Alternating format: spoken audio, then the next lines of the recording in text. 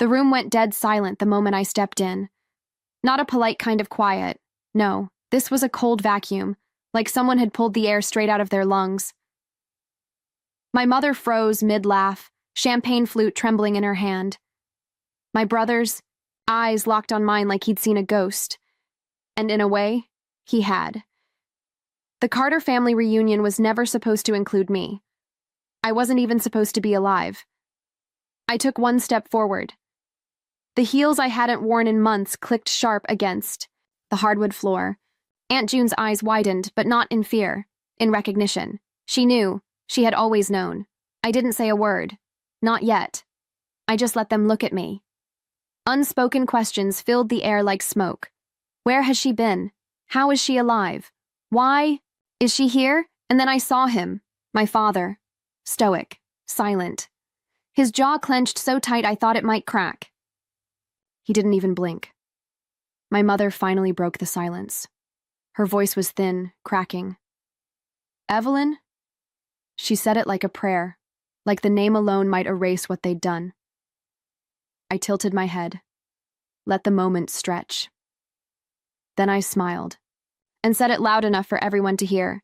You told them I ran away? A collective inhale rippled through the room. Somewhere, a glass shattered. A baby started crying. I looked around at the faces that had pretended I never existed, and then I let the truth rise in my throat like fire. You want to know what really happened? Let me tell you, my name is Evelyn Carter, and I remember everything. Long before the silence, before the shattered glass and the fake tears, there was the kitchen. Ours always smelled like lemon cleaner and stress.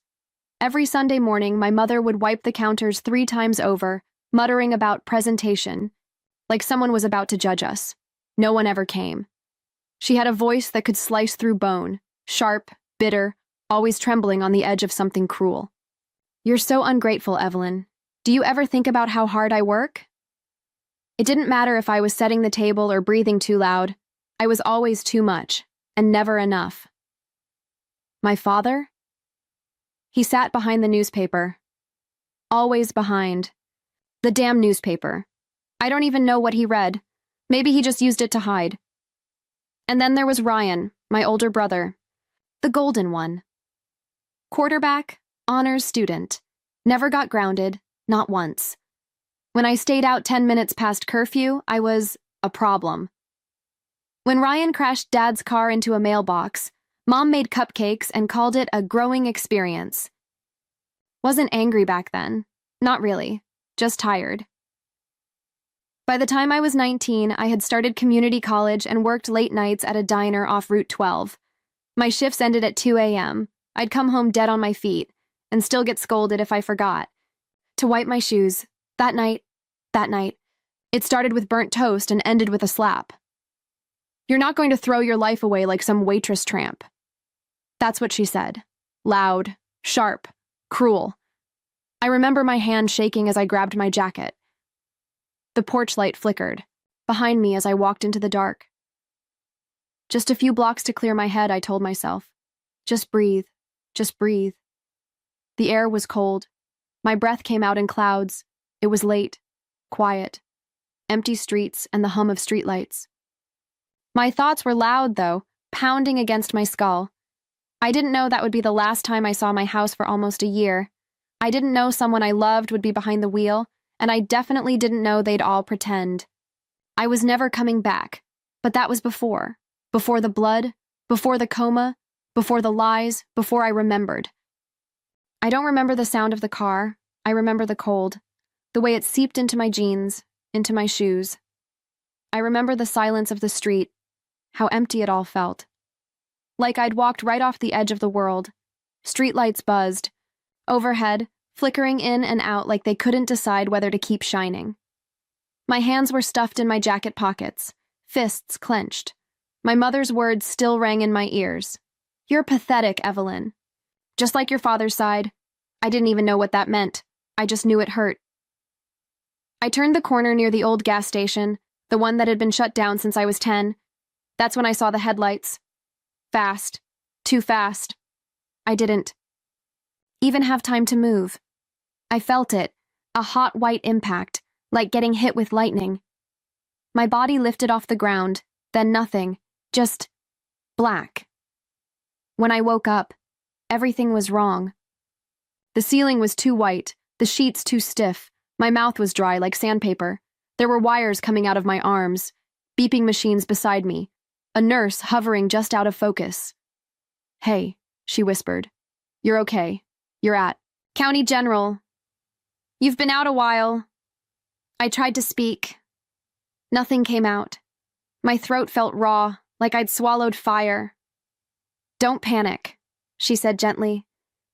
"You were in an accident, hit and run, no ID. You've been here almost 3 weeks. 3 weeks. That couldn't be right. Someone would have come by now. Someone had to be looking for me, right? But no one came, no calls, no flowers, no familiar voices. They'd posted a small newspaper ad. Unidentified young woman found unconscious on Route 12. But no one answered it. And me? I didn't even know my own name. The doctors called it retrograde amnesia, temporary memory loss due to head trauma.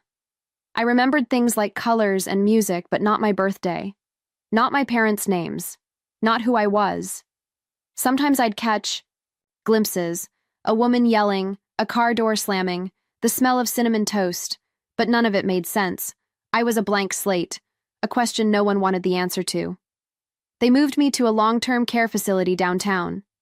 I spent my days relearning how to eat, how to walk, how to speak in full sentences. The nurses were kind, but they looked at me like a sad story, a Jane Doe who didn't matter, until one night, a song came on the TV. Fleetwood Mac, Landslide, and just like that, the glass cracked, the memories started to bleed through. It started with a song. Fleetwood Mac on the little TV above my bed, the kind of song that makes your chest tighten before you even understand why. Can I handle the seasons of my life? I don't know what it was. The melody, the voice, or the way the nurse hummed along, but suddenly, something inside me cracked open. A flash, not of music, but of cinnamon toast. A woman's hand slapping a plate down. My mother. Her rings clinking against ceramic, then more. Loud voices, screaming, slamming doors, cold air hitting my skin, the sidewalk, the streetlight, the headlights, and a face. My body jolted so hard, the heart monitor beeped out of rhythm. The nurse rushed in, asked if I was in pain. I told her no. I told her I remembered something. They brought in a therapist the next day. She asked gentle questions and encouraged me to let the memories come in waves. But mine didn't come like waves. They came like a flood. Each night I'd remember more. The diner, the way my hands smelled like grease, the cracked porch light, my mother's slap, my brother's fake smile apology afterward, and then it hit me. The car, the driver. It wasn't a stranger, it was Ryan, my own brother. His face, lit up in those headlights, eyes wide, mouth open like he was shouting something. I saw the logo on his hoodie, the red varsity R from his high school football team. I remembered the way he'd been drinking at my cousin's party earlier that night. How Mom had let him take Dad's car even though he'd stumbled down the front steps. It was him. He hit me, and he didn't stop. He just kept driving. I spent hours trying to convince myself I was wrong, that maybe my brain was blending memories, mixing timelines, but it felt real, too real. And then I remembered the voice, my father's. "Don't say a word about that night, Ryan. She shouldn't have been out there to begin with." I remembered hearing it. I remembered lying on the couch, still bruised, still dazed, and hearing him say that to my brother. They knew. They both knew. And still. They told the world I ran away, that I was unstable, emotional, embarrassing. They buried me in silence. Pretended I'd chosen to disappear, and all this time I'd been lying in a hospital bed, broken, forgotten, remembering everything. That night, I sat up in bed, staring out the window. I wasn't just going to survive. I was going to come. Back, not quietly, not gently, and not with forgiveness. The hospital made one last attempt to contact my family. It had been nearly a month, I could walk again. I could eat on my own. I could say my full name without forgetting it halfway through. Evelyn Carter, 19 years old, daughter, sister, not a ghost. The social worker called the number listed on my emergency contact form. My mother answered. I didn't hear the conversation myself, but I saw the nurse's face as she listened, how her eyes narrowed, how her mouth went tight. When she hung up, she looked at me like I'd just been orphaned. She said you ran away, the nurse told me gently, that you'd always been unstable, that they didn't want contact. I stared at her. I wanted to laugh. I wanted to scream. Instead, I asked her to repeat it. They didn't want contact. Just like that, I became an unperson. They hadn't filed a missing persons report. They hadn't called hospitals. They hadn't even checked the paper. What they did do was talk. My Aunt June, the only one who ever really looked me in the eye, would later tell me the full story. According to my mother, I'd left in the middle of the night after a mental episode. She told the extended family I was volatile, that I refused help, that I'd stormed off barefoot, refusing to speak to anyone. She said it like it was some tragic shame, like they were the victims. And people believed her. They, through a candlelight vigil in the church basement, Ryan gave a speech, tears and everything. He said, Evelyn, wherever you are, we hope you find peace. Peace. While I was in a hospital bed, hooked up to a monitor, relearning how to hold a spoon, they packed up my room, gave away my clothes, donated my books to charity, wiped me clean, like I was never part of them to begin with. I saw a photo later, a family picture taken just weeks after the accident. Ryan smiling, arms around my mother and father. They were at the lake house, the same one I'd loved as a kid. The same one I wasn't even allowed to mention without being called selfish. I stared at their faces and realized something horrifying. They were fine. They were better without me. And I was alive. And apparently an inconvenience. That night, I sat on the edge of my hospital bed holding the call button in one hand and my discharge papers in the other. If they were going to pretend I disappeared, I might as well show them what it looks like when someone comes back from the dead. It was Aunt June who told me the truth. She came to see me one rainy Thursday, long after the nurses had given up on any visitors ever walking through my door. She looked thinner, tired, but her hug was real. I didn't believe them, she whispered. I didn't believe a word. We sat on the vinyl couch by the window while the rain tapped gently on the glass. She held my hand the way no one had since the accident, like I mattered, like I existed, and then she started talking. They told everyone you'd run off in shame, she said, that you were unstable, emotional, that you couldn't handle being part of the family anymore. I stared at her. Did anyone ask why? June shook her head. They didn't want to know why. She'd tried, apparently, asked where they thought I'd gone, asked why they never filed a police report. My mother had snapped at her, said she was making it worse. But the worst part wasn't the story they told the world. It was the story they told each other. My father knew Ryan had taken the car that night. He knew Ryan had been drinking. He knew what happened. He knew, and he still let them blame me. He said it was an accident, June told me softly. Said you shouldn't have been out so late, wearing dark clothes. I remember laughing. The sound came out sharp and empty. They buried me under their own guilt and called it grief. They held fundraisers in my honor. My mother cried in church pews for show. Ryan posted a photo of us together from when I was 10 with the caption, "Miss you, sis." I wanted to throw something, scream, but instead, I sat very still, because something inside me was starting to change. This wasn't just neglect. This wasn't just dysfunction. This was a family that chose to erase me, because the alternative meant facing what they'd done, and if they could lie that easily, that convincingly, what else were they hiding? I looked at June. Can I stay with you, just until I figure things out? She nodded. No hesitation. That was the first yes I'd heard in months that didn't come with conditions. I packed what little I had, left the hospital with a limp and a folder full of trauma, but I was done being a ghost. The next time they saw me, I'd make sure everyone was watching. It was Ryan's engagement party. Of course it was. White linen tablecloths, champagne towers, fairy lights strung over the back patio like it was a damn Hallmark movie. Everyone was there. Cousins, church friends, old coaches, neighbors who thought they knew us. They didn't. I stood just outside the gate, heart pounding like it was trying to break out of my chest. My palms were sweating, my breath short, but I wasn't scared. Not anymore. I walked in, heads turned, one by one, like dominoes falling. Someone dropped a fork. Someone else whispered my name, and then my mother saw me. Her face went white, like the blood had just stopped.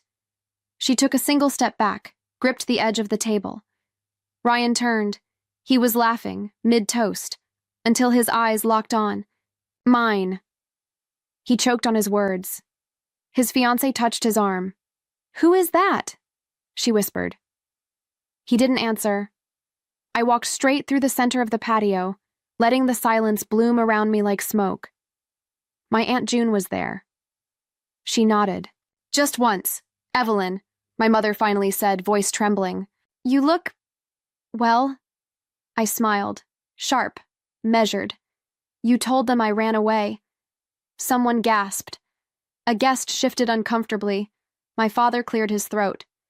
"Now's not the time for—" "No," I cut in. "Now is exactly the time." I turned to the crowd. They told everyone I ran away, that I was unstable, dangerous, embarrassing. I let it sink in. But that's not what happened. My voice didn't shake. My hands didn't tremble. I was in a hit and run. I spent weeks in the hospital with no ID, no visitors, no name. They knew. They knew where I was. Ryan opened. His mouth. "You don't know what you're talking about." "Really?" I said. "Because I remember your face behind the wheel." Dead silence. Someone whispered, "What did she just say?" I remember the hoodie, the party, the smell of beer on your breath. My voice cracked, not from weakness, but rage. And I remember what Dad said. "She shouldn't have been out there anyway." My father stepped forward. "Evelyn, please, this isn't the place." "No," June said. "Let her finish." And then I pulled out my phone. "Would you all like to hear what a cover-up sounds like?" I hit play. The voicemail played loud across the patio. My father's drunken voice, slurred and low. "She's gone. You need to keep your mouth shut. You were drinking, and I can't protect you if this gets out." The room froze. Ryan backed away. My mother covered her mouth. I looked straight at my father. "You didn't lose me. You erased me." And then, to the entire crowd, "This is the family that cried for a daughter they chose to forget." I walked out the same way I came in, alone. But not silent. This time, they heard every word. They say secrets rot from the inside out. Turns out, reputations do too. By the next morning, the voicemail had been forwarded, shared, screen recorded. A church friend sent it to her book club. A former teacher sent it to the school board. It didn't take long. Ryan's coaching job? Gone. Apparently, parents don't like it when the assistant coach is exposed as the drunk driver in a hit and run, especially when the victim was his own sister. The school tried to bury it quietly at first, but someone leaked the voicemail. Local news picked it up. Headline: Family covered up hit and run involving missing teen. My father was called in for questioning. Obstruction, negligence, tampering. He lawyered up. Of course he did. But you can't cross your T's after the house is already on fire. And my mother, oh, she spiraled. She tried to host another vigil, this time for healing. No one came. The neighbors stopped waving. People from church stopped returning her calls. And Ryan, he called me once. Left a voicemail of his own. "You got what you wanted, okay? You ruined us." No. They did that all on their own. All I did was tell the truth. 1 week later, I got a letter in the mail. No return address. Just my name, written in stiff handwriting. Inside was a check, a large one, and a single sentence on a torn slip of notebook paper. I should have protected you. Dad, I didn't cash the check. I framed the note, not because it meant anything, but because it was proof that even cowards know when they've lost. The truth didn't just break them, it hollowed them out. I didn't need revenge. I didn't need a court case. I just needed the silence to end, and when it did, when the lies were stripped down to bone and dust, they had nothing left. I moved 3 states away, new name on the lease, new job at a bookstore that smelled like old paper and second chances. The apartment was small, but it was mine. No yelling, no pretending, no walking on eggshells, just quiet. Every now and then, I'd get emails from old classmates. Is it true? Are you okay? I never answered, because this part of my life, the after, didn't belong to them. It belonged to me. I finished my degree online, started journaling again, found a therapist who didn't flinch when I said, I wasn't missing, I was erased. My aunt sends me postcards, little things, farmers markets, thrift finds, a lemon bar recipe she swears I'll love. She never says much. She doesn't have to, and on my bookshelf, tucked between 2 old novels, there's a photo frame. Inside, a picture of my family, me at 12, Ryan beside me, my mom with her fake smile, Dad standing stiff, like always.